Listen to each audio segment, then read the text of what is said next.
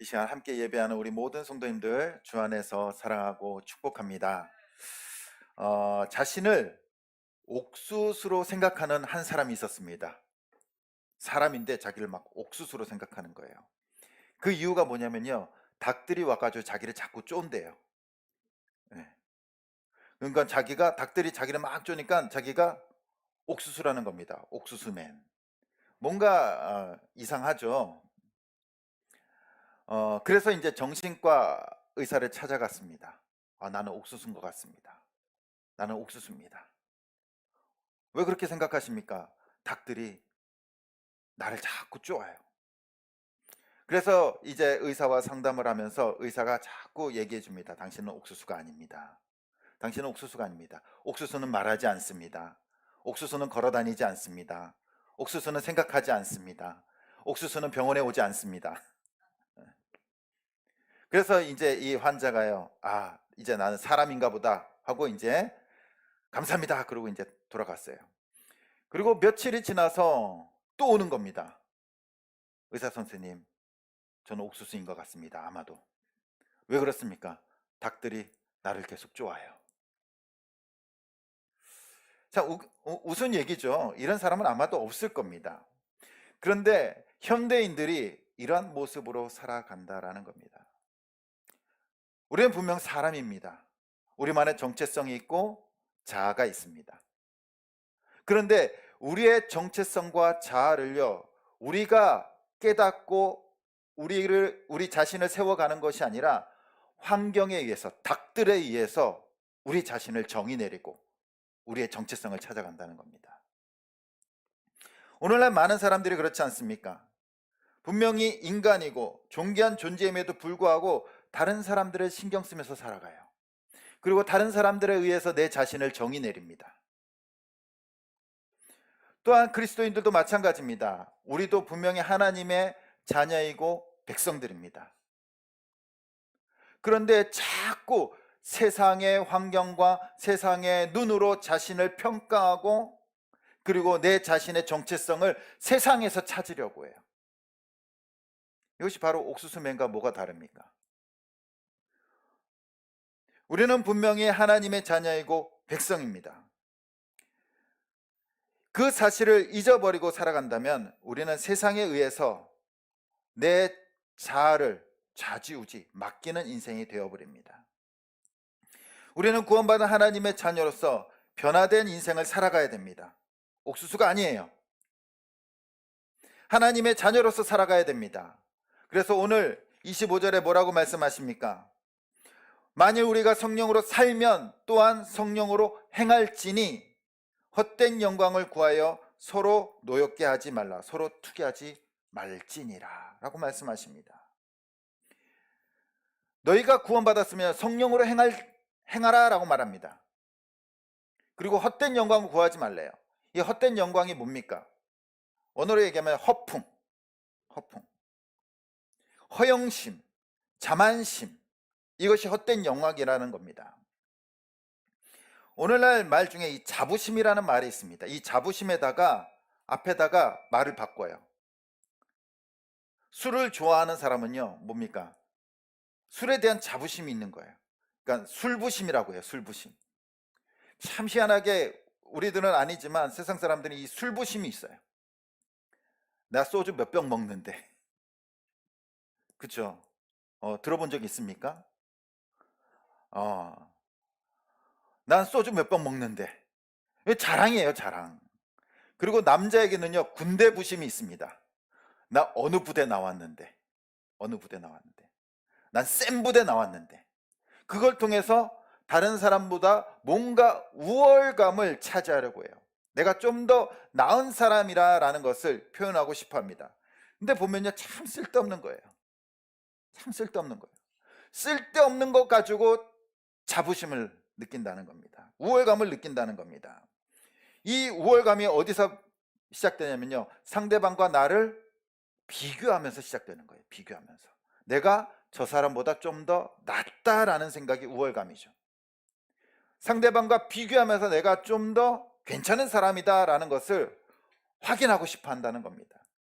그런데 사탄은요, 이 비교를 통해서 사람을 죄에 빠뜨려요. 창세기 3장 5절에 보면요, 사탄이 하와를 유혹합니다. 어떻게 유혹하냐면은 너희가 그것을 먹는 날에는 너희 눈이 밝아져 하나님과 같이 되어 선악을 알 줄 하나님이 아심이라. 사탄이 누구와 누구를 비교합니까? 사람과 하나님을 비교하고 있어요. 놀랍지 않습니까? 사람과 하나님을 비교해서 네가 이 선악과를 먹으면 하나님과 같이 될 수 있어. 하나님을 비교하는 겁니다. 거기에 사람이 넘어가는 거예요. 죄를 짓는다는 겁니다. 어떻게 창조주와 인간을 비교했는데 피조물이 하나님과 자신을 비교하면서 넘어갑니까? 욕심이 생기는 거죠. 나도 하나님과 같이 될 수 있다. 비교하면서 그 마음에 욕심을 집어넣습니다. 그리고 그로 인해서 인간이 죄를 지어버렸습니다. 세상 사람들은 자신의 가치를요, 다른 사람들과 비교하면서 자신의 가치를 확증하려고 해요. 입증하려고 합니다. 그래서 늘 다른 사람과 비교해요. 저 사람은 나보다 못한 사람, 나는 저 사람보다 좀 나아, 그리고 저 사람은 나보다 나은 사람. 그러면서 우월감의 반대인 열등감을 느낀다는 겁니다. 열등감을 느끼게 되면요, 막 화가 나요. 투기가 일어납니다. 시기가 일어나요. 질투합니다. 바로 우월감과 열등감은요, 모두가 다 헛된 영광에서 비롯됩니다. 자기 자신의 모습을 보지 못하고 남들이 자신을 어떻게 볼 것인지만 생각을 해요. 보여주기식이죠. 보여주기식. 보여주는 인생이 되어버린다는 겁니다. 그래서 심리학자 아들러는 이렇게 얘기합니다. 타인의 인정을 받고 타인의 평가에만 신경을 기울이면 끝내 타인의 인생을 살게 된다. 사람들의 시선에 의해서 내 자신을 평가하고 다른 사람들을 평가하게 되면요, 내 인생이 아니라 타인에 의한 인생을 살아가게 된다는 겁니다. 우리 사랑하는 성도님들은 본인의 인생을 살아가고 있습니까? 타인의 인생을 살아가고 있습니까? 비교하는 삶은 내 인생을 사는 것이 아닙니다. 그런데 하나님께서 분명하게 우리에게 우리의 인생을 주셨어요.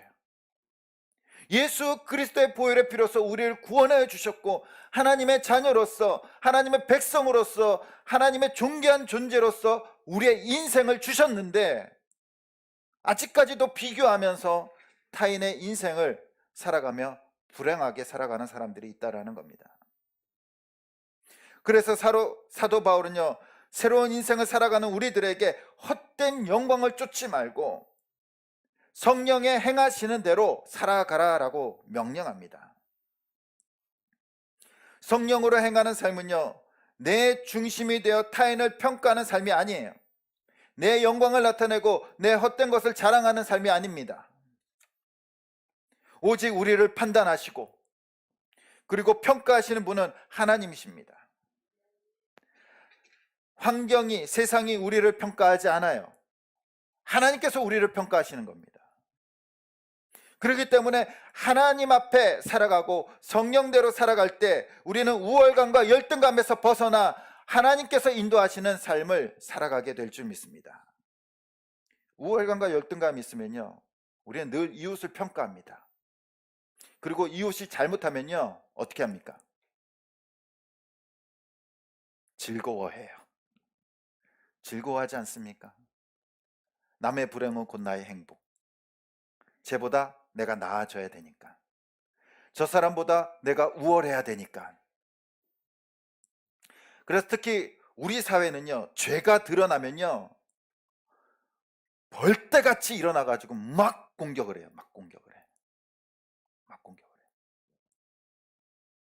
작은 죄, 뭐 죄는 죄지만 뭐 중범죄가 아니더라도 유명인들이나 또한 뭐 연예인들이 작은 죄를 저질렀다 그러면요, 벌떼같이 일어나 막 공격해 버립니다. 그의 인생을 송두리째 빼앗아가 버려요.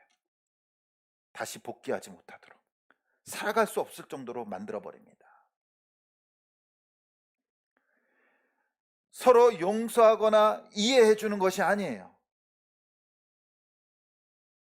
참고 있다가 그래 이때다 싶어서 상대방을 무차별 공격해 버립니다. 더 이상 일어나지 못하도록 짓밟아 버려요.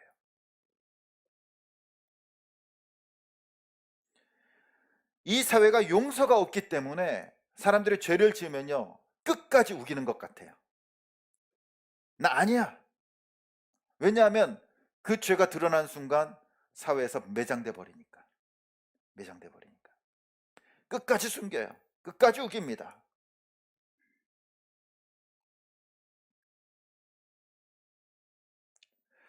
오늘 말씀에 공동체 안에 죄가 있으면요 온유한 마음으로 잡아주라고 해요.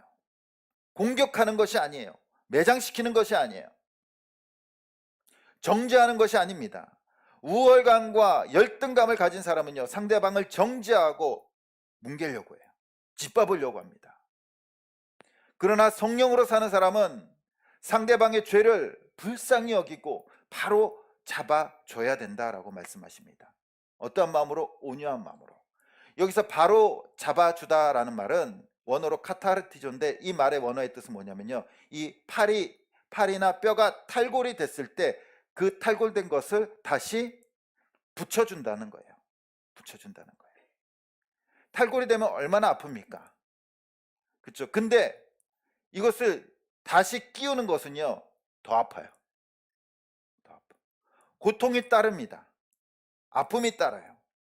그럼에도 불구하고 해주라는 거예요. 가만히 내버려 두면은 아프진 않아요. 그런데 어떠한 일이 벌어집니까? 기능을 하지 못합니다. 자칫하면 썩어버릴 수도 있어요.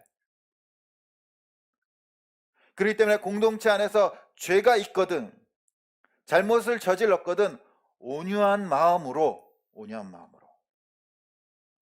그 빠진 것들을, 잘못된 것들을 바로 잡아주라라는 겁니다. 이 온유가 무엇입니까?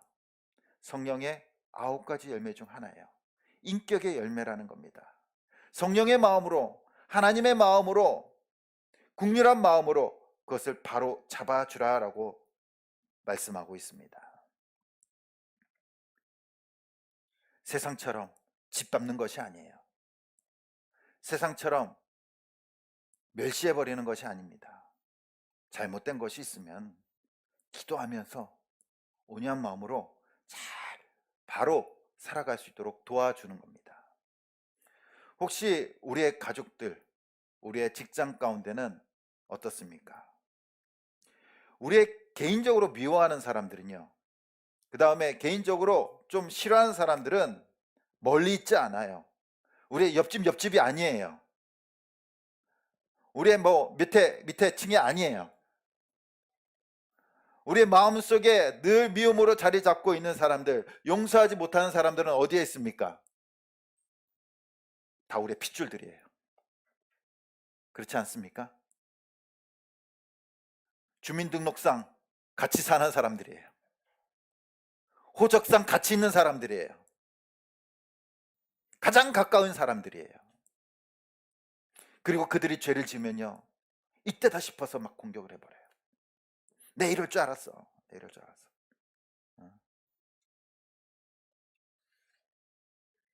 상대방이 잘못하면요 그냥 툭툭 말을 내뱉습니다. 그거밖에 못하냐고. 잘못한 사람은요 자기의 잘못을 알까 모를까요? 알아요. 근데 아는데 거기다가 그냥 말을 툭툭 내뱉어 버립니다. 그러면은 어떻게 해요? 악이 받치고 화가 나가지고 공격해 버려요. 내가 뭐 그렇게 잘못했냐고. 싸움이 일어납니다. 상처가 돼버린다는 겁니다. 성령으로 행하는 사람은요 바로 죄가 있더라도 공격하는 것이 아니라 멸시하거나 또한 자신의 우월감을 나타내는 것이 아니라 온유한 마음으로 그들을 품어주고 바른 길로 도와주는 거예요. 도와주는 거. 잘못을 했으면 내가 뭐 도와줄 거 없니? 힘든 거 없었니? 도와주는 겁니다. 이웃을 내 기준으로 정죄하거나 평가하는 것이 아니라 서로의 잘못을 싸매주고 온유함으로 바로 잡아줄 때 그 공동체가 성령님께서 인도하시고 성령님께서 세우시는 공동체가 될 줄 믿습니다. 또한 사도 바울은요, 성령이 행하시는 그 공동체가 되기 위해서는요, 서로의 짐을 지어주라 라고 말합니다. 2절 말씀 우리 같이 한번 읽어보도록 하겠습니다. 시작.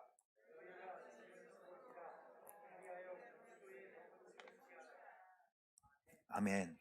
너희가 짐을 서로 지라라고 말합니다. 짐을 서로 지라. 여기서 말하는 서로 짐은요, 연약한 자들을 의미해요. 공동체 안에 있는 연약한 자들. 그런 사람들을 돌봄으로써 그리스도의 법을 성취하라라고 말합니다. 이런 말이 있습니다. 고통은 나누면 반이 되고 기쁨은 나누면 배가 된다. 고통과 어려움 가운데 있는 사람들과 함께 그 짐을 나눌 때 그 짐이 가벼워지고요, 그리스도의 법이 성취됩니다. 그리스도의 법이 뭡니까? 하나님의 법이 뭡니까? 마가복음 12장 30절에서 31절에 보면은 내 마음을 다하고 뜻을 다하고 힘을 다하여 주 너의 하나님을 사랑하라 하신 것이요, 둘째는 이것이니 내 이웃을 내 자신과 같이 사랑하라 하신 것이라. 이보다 더 큰 계명이 없느니라. 아멘. 이것이 이루어진다는 거예요. 그리스도의 법이 성취된다라는 겁니다. 서로의 연약함을 품어주고 도와주고 세워줄 때 공동체 안에서 고통을 나누는 것이 바로 그리스도의 법을 성취하는 겁니다. 오늘날 우리 사회는요, 개인주의가 아닌 이기주의 사회로 가고 있습니다. 그것은 바로 자기중심적인 사회예요. 공동체를 생각하지 않는다는 겁니다. 나 때는 아니지만 예전 우리 어르신들은 공동체가 굉장히 중요했어요. 그래서 내 개인보다 공동체를 위해서 헌신했어요. 회사를 위해서, 나라를 위해서 헌신하는 것이 당연한 거예요. 공동체가 살아야지 나도 살 수 있다 라는 의식으로 사셨습니다. 그런데 오늘날은 어떻습니까? 공동체가 중요하지 않아요. 회사가 중요하지 않습니다. 나의 이익이 있느냐 없느냐가 더 중요해요. 이 회사가 나에게 이익을 얼마나 주느냐, 거기서 다닐 건지 안 다닐 건지를 결정합니다. 이익이 별로 없다, 아르바이트보다 회사에서 주는 이익이 별로 없다 그러면요, 사표 내버립니다. 그리고 그냥 알바를 하는 거예요.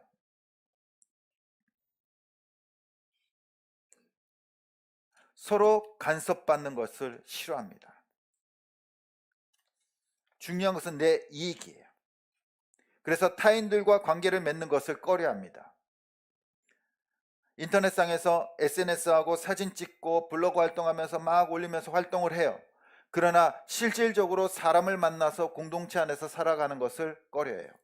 불편해합니다. 내가 굳이 상대방을 신경 쓰면서 살아가기 싫다는 거예요. 간섭받기도 싫고 또한 간섭하기도 싫어해요. 나 혼자 편하게 살면 된다라고 생각합니다. 그렇게 사는 것이 편할 수 있어요. 신경 안 쓰고 그냥 내 마음대로 내 생각대로 그냥 사람들 안 만나면 돼요. 사람들과 이야기하지 않으면 됩니다. 그냥 카톡으로 하고 그 다음에 뭐 인터넷상에서 채팅으로 하고 그러고 살아가면 돼요. 과연 이것이 올바른 삶의 방법일까요? 이것이 편한 방법일까요? 사람은요, 공동체 안에서 배우고 성장해요. 배우고 성장해요. 비록 공동체 안에 속해 있으면요, 내 의견과 내 생각에 맞지 않습니다. 맞지 않아요. 다를 수도 있어요. 부딪힐 수도 있고 부대낄 수도 있습니다. 그러나 그 가운데서 성장하는 거예요. 성장하는 거. 싸우면서 다투면서 의견이 맞지 않는 가운데 내 자신을 발견할 수 있어요. 내 생각이 옳은지 틀린지를 다시 한 번 더 생각할 수 있습니다. 내 자신을 고치기도 하고 상대방이 고쳐지기도 하면서 함께 성장하는 겁니다. 그렇기 때문에 혼자 사는 사람들은요, 공동체에 속하지 않고 살아가는 사람들은 성장할 수가 없어요. 성장할 수가 없어요.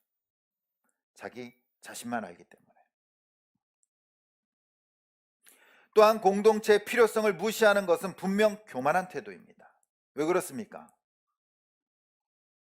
내 혼자 살아가도, 내 생각대로 살아가도 나는 불편함이 없고 완벽하다는 거예요. 신앙생활도 마찬가지입니다. 혼자 예배 드려도 되고 혼자 신앙생활을 해도 돼, 이런 생각은요, 자기 자신의 신앙에 문제가 없다라는 의식이에요. 그렇지 않습니까? 내 신앙은요, 다른 사람들보다 우월하기 때문에, 문제가 없기 때문에 교회 가지 않고 교회에서 예배 드리지 않고 공동체 생활하지 않아도 돼 라는 교만에서 시작되는 신앙생활이라는 겁니다. 이런 신앙은요, 결코 성장할 수가 없어요.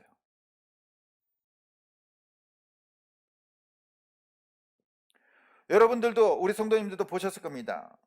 교회 안 나오고 교회에서 예배 드리지 않고 성장하는 신앙 보셨습니까? 저는 모태신앙이지만 지금까지 그런 신앙 본 적이 없어요. 공동체 안에서 신앙생활을 하지 않은 사람들은요, 다 신앙을 다 잃어버려요. 100% 잃어버립니다. 성장하지 않기 때문에 점점 죽어갑니다. 그리고 자신의 신앙이 옳다라고만 생각해요. 교만에 빠집니다. 교만에.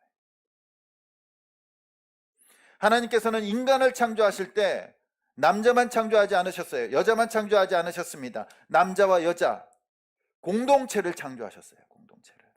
그리고 그 공동체를 통하여 또 자녀를 낳게 하셨습니다. 예수 그리스도께서도 십자가에서 죽으시고 부활하심으로, 그리고 구원을 이루시고 하나님 나라에 승천하시고 난 후에 이 땅에 무엇을 남기셨습니까? 예수님께서 남기신 것은요, 교회였어요. 교회. 공동체였습니다. 공동체. 그렇기 때문에 우리의 신앙은요, 이 공동체로부터 출발하고 공동체 안에서 이루어지는 겁니다. 공동체를 무시하는 것은요, 교만한 신앙이에요. 사회를 무시하는 사람은요, 성장할 수 없습니다. 이 공동체는요, 그러나 완벽하지 않습니다. 세상에 완벽한 공동체는 없어요. 왜냐하면 저도 완벽하지 않고 우리 모두가 다 완벽하지 않잖아요. 다 부족하잖아요. 부족한 사람들이 모인 공동체 얼마나 부족하겠습니까? 얼마나 연약하겠습니까?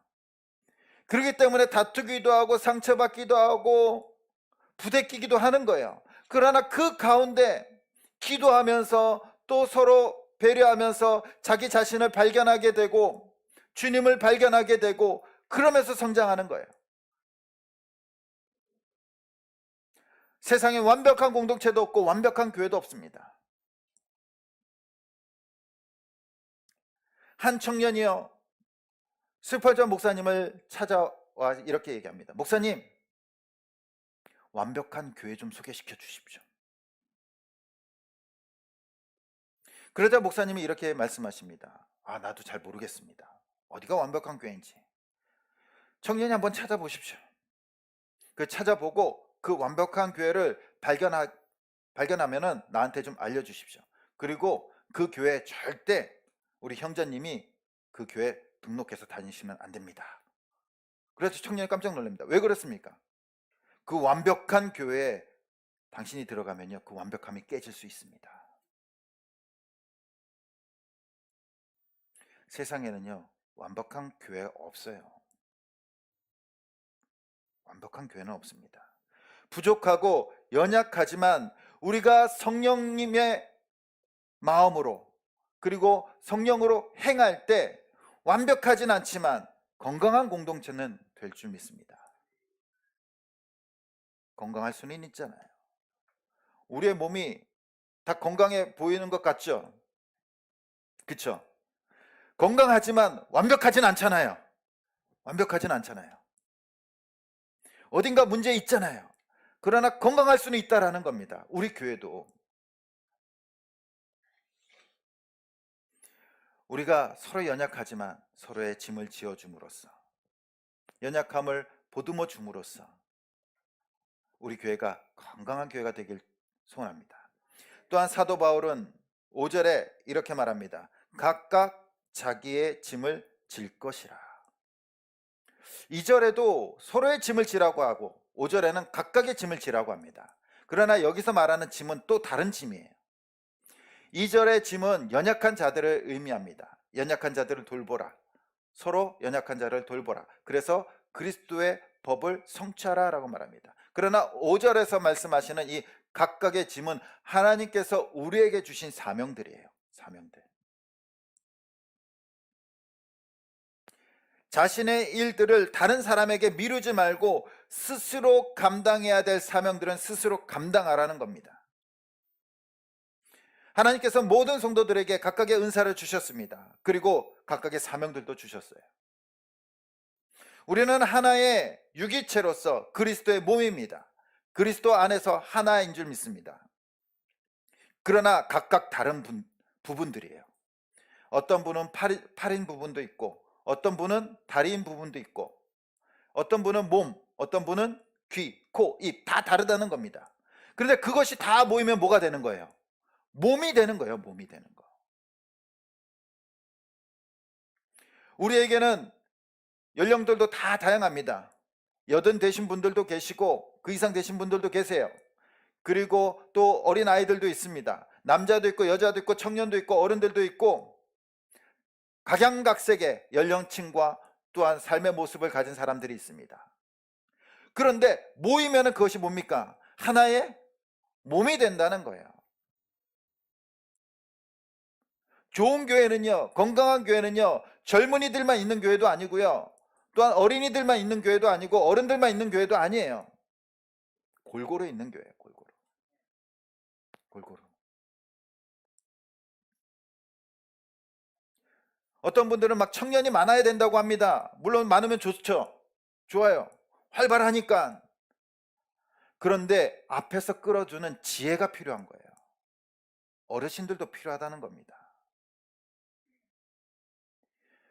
건강한 교회는요, 어느 한쪽에 편중된 것이 아니라 골고루, 연령층도 골고루, 또 신앙들도 골고루 다 정말 가족처럼. 가족에는 어떤, 그러니까 어른도 있고 아이들도 있고 청년도 있고 있잖아요. 그러한 교회가 건강한 교회인 줄 믿습니다. 각양각색의 은사들이 그것을 발휘할 때, 자기에게 주신 그 사명대로 책임을 다해서 발휘할 때 하나님께서 행하시는 공동체가 될 줄 믿습니다. 우리 주보를 보면요, 이제 오늘까지만 실을 겁니다. 2023년 헌신자들 쭉 있습니다. 네. 본인들의 이름을 확인하시고, 또 없으신 분들도 있어요. 봉사를 하심에도 불구하고 서운해하지 마십시오. 그러나 분명 자기에게 맡겨진 일들이에요. 내가 이것을 하지 않는다면요, 어떻게 될까요? 여기가 구멍이 나버려요. 구멍이 나면은 그걸 또 누가 감당하나요? 다른 사람이 2개를 감당해야 돼요. 2명이 펑크가 나면은 한 사람이 3개를 감당해야 됩니다. 그러다 보면요, 한 사람에게, 특정 사람들에게 이 사역이 집중돼요. 그럼 탈진이 와요. 탈진이 와. 그러면 떠나요. 너무 힘들어서 못 다니겠다. 다른 교회 옮겨야지. 그러면 나머지 사람들에게 더 많은 짐이 주어지게 됩니다.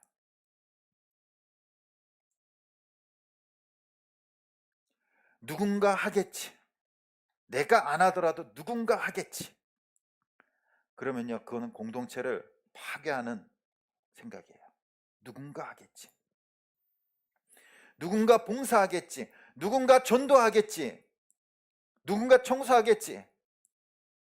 누군가 교회를 이끌어 가겠지. 이러한 생각이 다른 사람에게 짐을 쥐어주는 거예요. 내 짐을 다른 사람에게 떠넘기는 겁니다.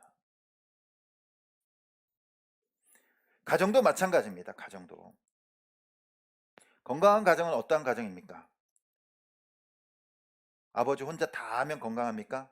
아니면 어머니가 도맡아서 막 청소부터 빨래 뭐 모든 거 다 해. 막 일까지 다 해. 그럼 건강합니까? 건강한 가정은 어떠한 가정입니까? 각자 맡겨진 일들을 충실히 감당하고 함께 서로의 짐을 연약한 부분이 있으면 져주는 것이 건강한 가정이에요. 옛날에는 우리는 가부장적인 가정이었어요. 그것을 건강한 가정이라고 말할 수 있습니까? 아빠 혼자 다 결정해버려요. 심지어는 옛날 어르신들 월급도 잘 안 내놔요. 네. 딱 생활비 얼마 딱 가계부까지 다, 그리고 가계부 이렇게 해가지고 맡겨주지를 않아요. 다 결정해버려요. 그리고 아빠 명령이면요 애들도 그냥 조용해져요. 과연 행복했을까요? 과연 행복했을까요? 그 아내는 행복했을까요? 어떠한 가정이 행복한 가정입니까? 아빠는 아빠로서의 위치, 엄마는 엄마로서의 위치, 동등한 위치 가운데 서로의 짐을 지는 거예요. 가정은 물론 대부분 남편들이 대부분 나이가 많으시겠죠. 연세가 있으시겠죠. 동갑도 있으시고 또 심지어는 뭐 연하도 모르겠어요. 저희는 제가 호구 조사를 잘 안 해서 그런지 다를 수도 있어요. 그러나 가정 안에서는요 어떻습니까? 나이가 아니에요. 평등입니다. 그리고 같이 나누는 거예요. 같이 나누는 거. 그때 건강한 가정이 될 수 있습니다. 만약 내가 다 하려고 하거나 내 일을 누구에게 다 떠넘기려고 한다면요 그 사람은 큰 짐을 지게 됩니다. 그리고 공동체는 무너져요. 바로 각자의 짐을, 힘들더라도 귀찮더라도 각자의 짐을 지고 살아갈 때 우리 교회도 건강한 교회가 되고 또한 우리의 가정도 건강한 가정이 될 줄 믿습니다. 오늘 말씀해 보면요 사도 바울은 갈라디아 교회 성도들에게 성령으로 세워가는 공동체가 어떠한 공동체인지 말씀해 주고 있습니다. 성령으로 살아가는 공동체는, 성령으로 세워가는 공동체는 우월감과 열등감으로 서로를 평가하지 않아요. 헛된 영광을 구하지 않는 공동체입니다. 오직 우리를 평가하시는 분은 사람이 아니라 하나님 되십니다. 우리는 하나님의 은혜를 받았기 때문에 상대방을, 죄 지은 사람을 평가하고 정죄하는 것이 아니라 그들을 온유한 마음으로 바르게 세워줄 수 있습니다. 또한 우리는 복음 안에서 새로운 정체성을 갖고 살아가게 됩니다. 하나님의 자녀로서. 그러나 하나님의 자녀가 되고 또한 하나님의 백성이 되었지만 완벽하지 않습니다. 우리는 다 연약한 지체들입니다. 우리는 한계를 가지고 있고 모순을 가지고 있습니다. 그렇기 때문에 우리에겐 공동체가 필요합니다. 우리가 연약하기 때문에, 우리가 부족하기 때문에 우리는 공동체 안에서 살아가야 됩니다. 그리고 성령님께서 행하시고 세우시는 공동체는 서로의 연약함을 품어주는 공동체, 그리고 나에게 맡겨주신 사명을 이루어가는 공동체인 줄 믿습니다. 고통과 고난을 함께 나누는 삶이 성령이 인도하시고 성령이 세우시는 삶인 줄 믿습니다. 내 사명을 미루지 않고 나에게 맡겨주신 사명이 있습니다. 우리에게는 복음을 전파하는 사명이 있습니다. 누군가 하겠지. 다 누군가 하겠지 그러면요 다 안 하는 거예요. 그렇죠. 다 안 하는 겁니다. 그럼 공동체는 무너지는 거예요. 무너지는 거예요. 그러나 나에게 주신 사명은 나라도 하겠지, 나는 꼭 해야지 라는 마음을 품을 때 그 공동체는요, 건강하고 또한 성령님께서 인도하시는 공동체가 될 줄 믿습니다. 우리의 교회뿐만 아닙니다. 우리 함께 가정도 성령이 세우시는 가정이 되길 소원합니다. 우리의 장로님의 가정도 성령이 세우시는 가정, 우리 권사님의 가정도 성령이 세우시는 가정, 우리 집사님들의 가정도 성령님께서 세우시는 가정, 우리 성도님들, 우리 아이들, 그 모든 가정들이 성령님께서 세우시는 가정이 되길 축복합니다. 그래서 우리의 가정이 성령님께서 세우시는 아름다운 가정 공동체가 되고, 또한 우리에게 맡겨주신 사명을 다함으로써 우리 교회가 정말로 행복하고 아름답게 세워질 수 있기를 간절히 주님의 이름으로 축원드립니다.